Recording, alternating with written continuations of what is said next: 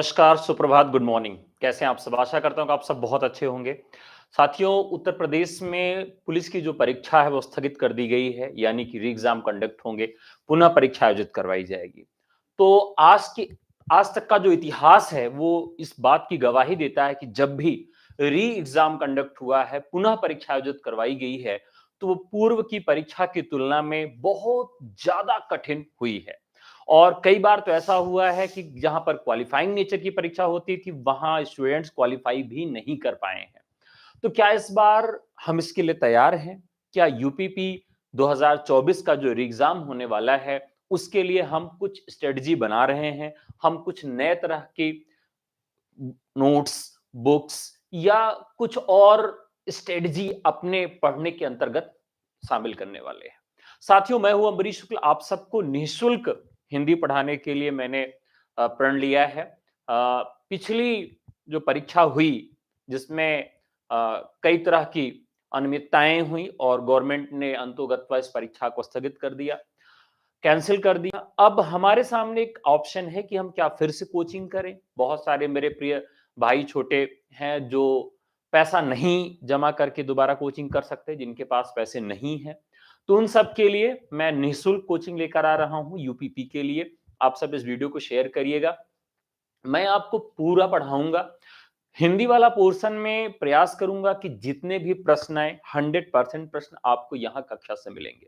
मैं लगभग 13 वर्ष से हिंदी पढ़ा रहा हूँ, हिंदी का अध्यापन कर रहा हूँ और मेरे पढ़ाए हुए बहुत सारे छात्र बहुत सारी परीक्षाओं को क्वालिफाई करके और नौकरी कर रहे हैं, जिसमें यूपीपी है, यूपीएसआई है, लेखपाल है, एसएससी है, टीजीटी पीजीटी है, नेट जेआरएफ, असिस्टेंट प्रोफेसर, इस तरह की बहुत सारी परीक्षाओं में लोग क्वालिफाई करके नौकरी कर रहे हैं।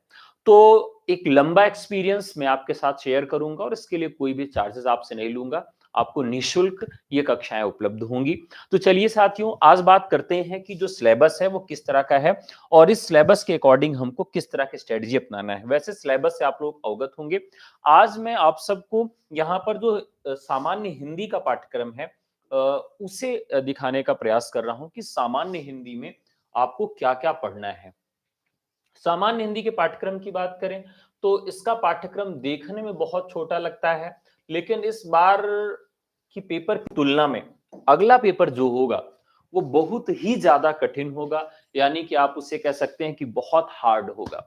तो ये एग्जाम कैसा होगा, हम अपने विषय हिंदी की बात कर लें तो कौन सी किताबें हमको खरीदनी पड़ेंगी, वो कौन कौन सी बुक्स हैं जो हमें इस एग्जाम के लिए तैयार करवाएंगी। देखिए, अभी तक आपने जो भी पढ़ा है, जिस भी किताब से पढ़ा है, मैं ये नहीं कहूंगा कि वो किताब अच्छी है या बुरी है, लेकिन आपको केवल इतनी सलाह देता हूं कि आप जो भी किताब पढ़ें वो ऑथेंटिक बुक होनी चाहिए। क्योंकि ऑथेंटिक बुक्स क्या होती हैं, अगर उनको आप पढ़ के जाते हैं, आपने कोई प्रश्न सही किया, आयोग ने उसे गलत मान लिया, तो आप कोर्ट तक जा सकते हैं और कह सकते हैं कि हमने इस किताब से पढ़ा था और ये साक्ष्य के तौर पे मैं प्रस्तुत कर रहा हूं। लेकिन आपने किसी के नोट से पढ़ लिया है, किसी गाइड से आपने पढ़ लिया है और वो प्रश्न आयोग सही नहीं मान रहा है, तो तथ्य के तौर पर आप कोर्ट में भी उसको नहीं रख सकते हैं, आयोग को भी आप तथ्य के तौर पर नहीं दे सकते हैं। तो इसलिए हमेशा ऑथेंटिक बुक से पढ़िए और ऑथेंटिक सोर्स से पढ़िए, जिससे आप जो पढ़ रहे हैं वो हमेशा आप उसको साक्ष्य के तौर पर प्रस्तुत कर सकें।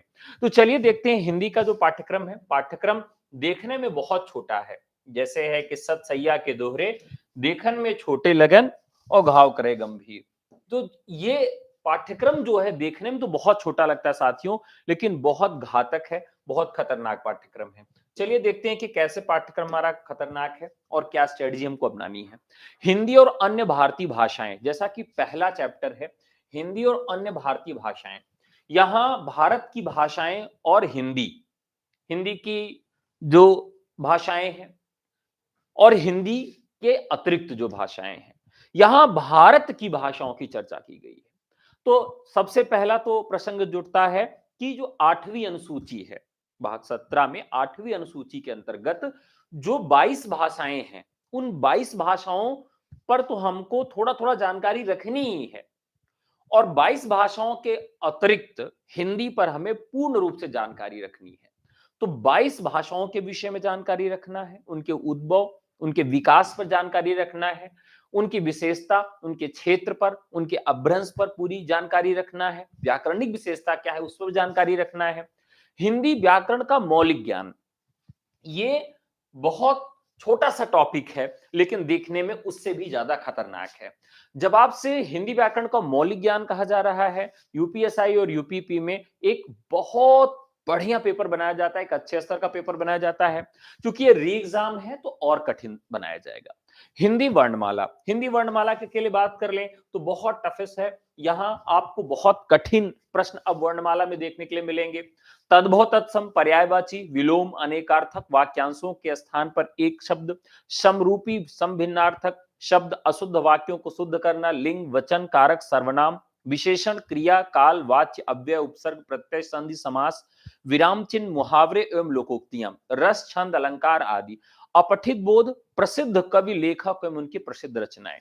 देखिए जो सबसे खतरनाक आपके लिए है साथियों वो ये है, क्योंकि यहां वही टीचर आपको गाइड कर सकता है जो इसको समराइज कर सके। क्योंकि आप हिंदी साहित्य का इतिहास देखें तो हजारों सालों का इतिहास है और उसमें प्रसिद्ध लेखक रचनाकार की बात करें आप किसी एक काल में, मान लीजिए आप आदिकाल में देख लीजिए तो आदिकाल में ही इतने सारे कवि हैं, इतनी सारी रचनाएं हैं, इतनी सारी पंक्तियां हैं, उसमें ही नहीं। जैसे यूपीपी में एक बार पूछ लिया गया था कि 12 बरिस लो कुकुर जिए, 13 बरिस लो जिए सियार, बरस 18 छत्री जिए, आगे जीवन को धिक्कार, ये पंक्ति किसकी है? तो काव्य की पंक्ति ही पूछ ली जाती है। आपने कबीरदास की हो सकता है कोई रचना पढ़ा हो लेकिन उसमें भी देखें तो इतनी सारी पंक्तियां हैं। तुलसीदास का रामचरितमानस हमने बार बार पढ़ा हो लेकिन कहीं से कोई पंक्ति पूछ ली गई।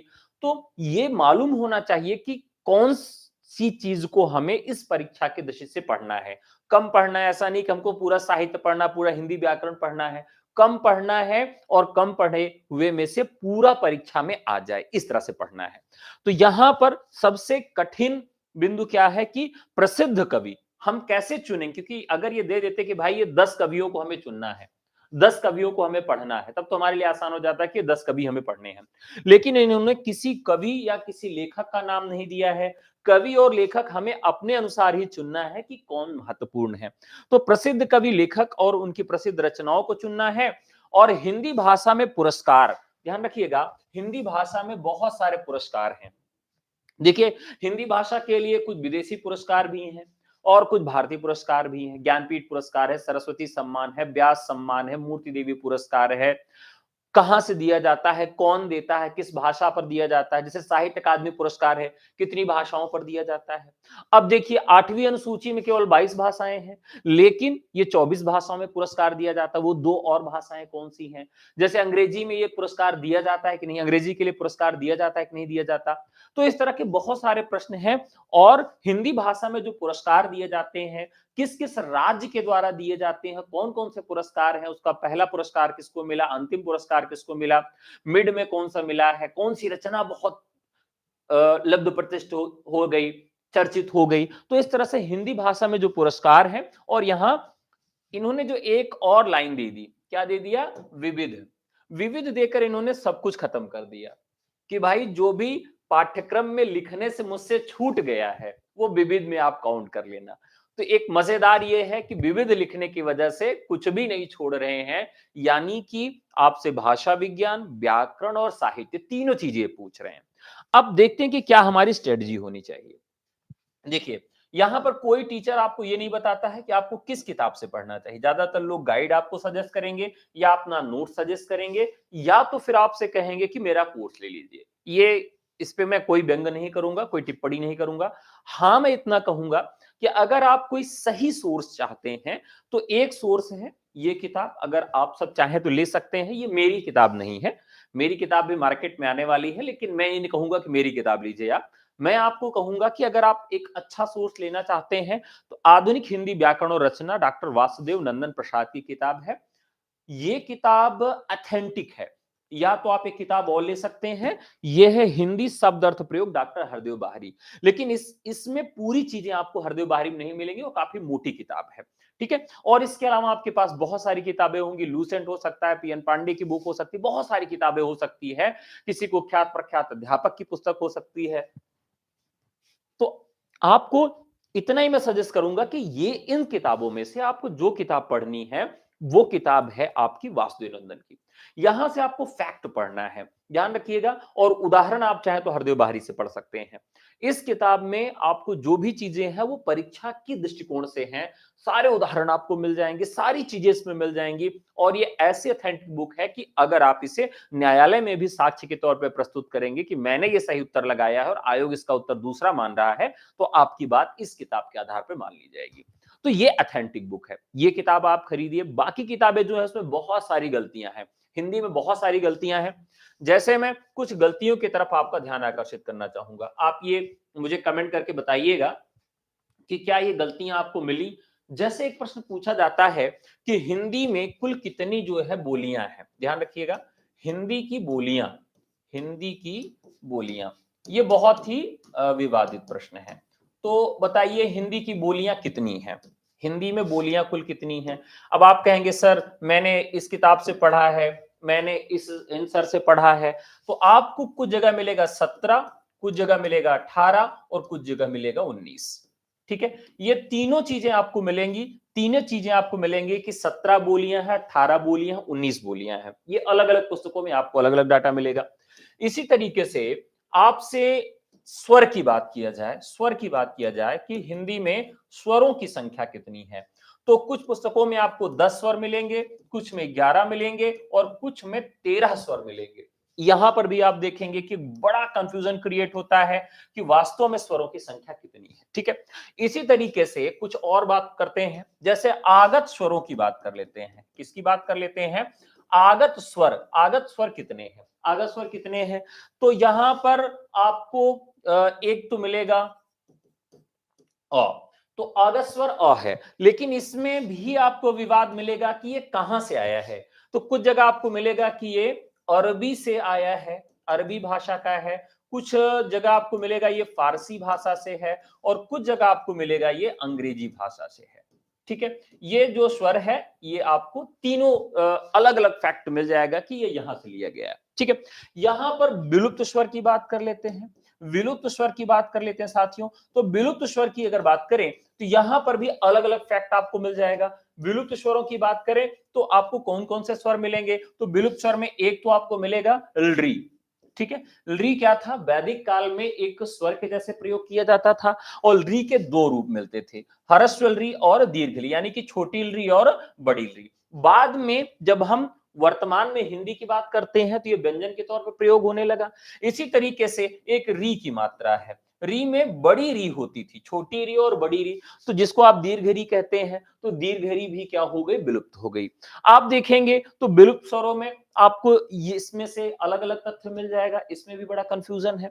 ठीक है, इसी तरह से और बात कर लेते हैं कि और कहां कहां कंफ्यूजन मिलेगा। अब आपको जैसे एक शुद्ध अशुद्ध और मानक की बात कर लें, मानक की बात कर लें, मानक हिंदी की बात कर लें, जैसे एक शब्द ही ले लेते हैं हम, हिंदी शब्द ले लेते हैं, क्या ले लेते हैं, हिंदी शब्द ले लेते हैं साथियों। आपसे पूछा जाए कि हिंदी और हिंदी इन दोनों में शुद्ध कौन सा लिखा है, हिंदी और हिंदी इन दोनों में शुद्ध कौन सा लिखा है और इन दोनों में मानक कौन सा लिखा है, इन दोनों में शुद्ध कौन सा लिखा है और इन दोनों में मानक कौन सा लिखा है। तो इसमें भी बड़ी समस्या आपको मिलेगी, अलग अलग पुस्तकों में अलग अलग धारणाएं मिल जाएंगी। इसी तरीके से हम विद्यालय की बात करें, हम क्या करें, विद्यालय की बात करें, विद्यालय की बात करें, विद्यालय सही लिखा है या यह विद्यालय सही लिखा है या दोनों शुद्ध हैं या इनमें से मानक कौन है या अमानक कौन है। इसी तरीके से हिंदी वर्णमाला की बात करें, हिंदी वर्णमाला में आपसे पूछा जाएगा कि अमानक वर्णों की संख्या कितनी है, अमानक वर्णों की संख्या कितनी है। तो अब आप इस कुछ नए प्रश्न देख रहे हैं। अब जब भी पेपर को कठिन बनाना होता है, जब भी पेपर को कठिन बनाना होता है तो इस तरह के प्रश्न पूछे जाते हैं। यहां अमानक वर्ण की बात करें तो अमानक वर्ण कौन सा है, अमानक व्यंजन है कि नहीं है, अमानक का तात्पर्य क्या होता है। ठीक है, इसी तरीके से आगत व्यंजनों की बात करें, आगत व्यंजनों की बात करें कि आगत व्यंजन कितने हैं, तो इसके लिए अभी आपको अलग अलग तथ्य मिल जाएगा।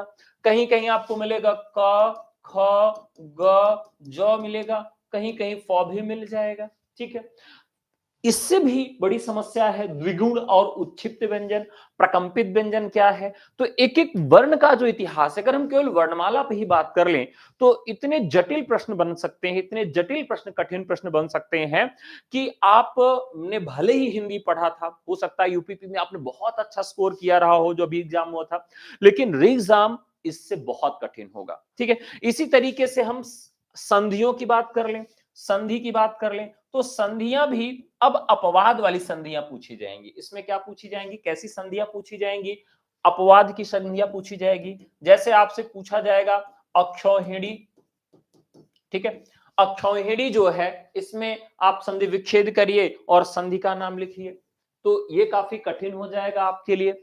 इसी तरीके से स्वैरिणी, स्वैरिणी, स्वैर पूछ लेगा भाई कि स्वैरिणी में संधि कौन सी होगी, स्वैर में कौन सी संधि होगी ना। तो ये सब क्या है कि ये मतलब अपवाद के प्रश्न हैं, तो ये गलत हो जाएंगे।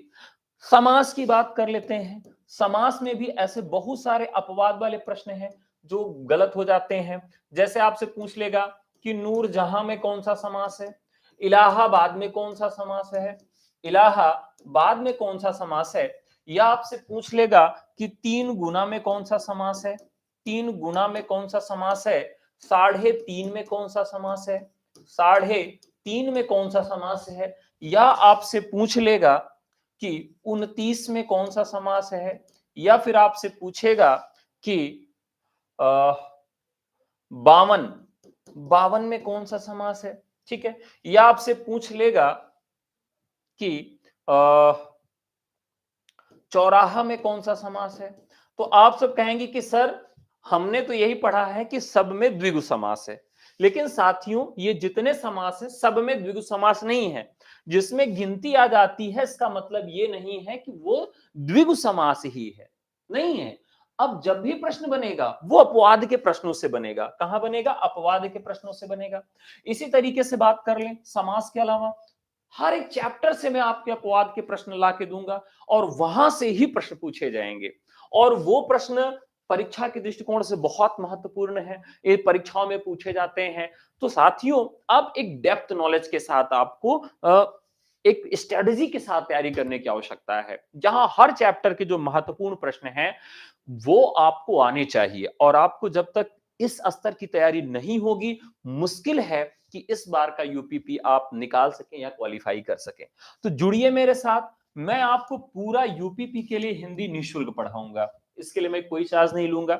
साथियों मैं वैसे यूपीपी का पढ़ाना काफी दिन छोड़ दिया था। मैंने कई बार पढ़ाया है यूपीपी, यूपीएसआई, लेकिन इस बार समय नहीं था, पेपर जल्दबाजी में हुए, तो इस बार के लिए मैंने नहीं पढ़ाया था, केवल क्योंकि मैं TGT, PGT, UGC, KVS, NBS, LT grade, DSSB, BPSC और सिविल सर्विसेज के लिए जो हिंदी आती है उसके लिए पढ़ाता हूं। यहां पर इस बार मैंने ये निर्णय लिया है कि यूपीपी के लिए मैं निःशुल्क हिंदी पढ़ाऊंगा, कोई चार्ज आपसे नहीं लूंगा, नोट से भी प्रोवाइड कराऊंगा। और निश्चित तौर पर मतलब मैं ये प्रयास करता हूं कि जो भी आपको पढ़ाऊं वो आपको कक्षा में ही, क्लास में ही याद हो जाए, आपको अलग से कोई प्रयास न करना पड़े, आपको सारी चीजें कक्षा में ही याद हो जाएं।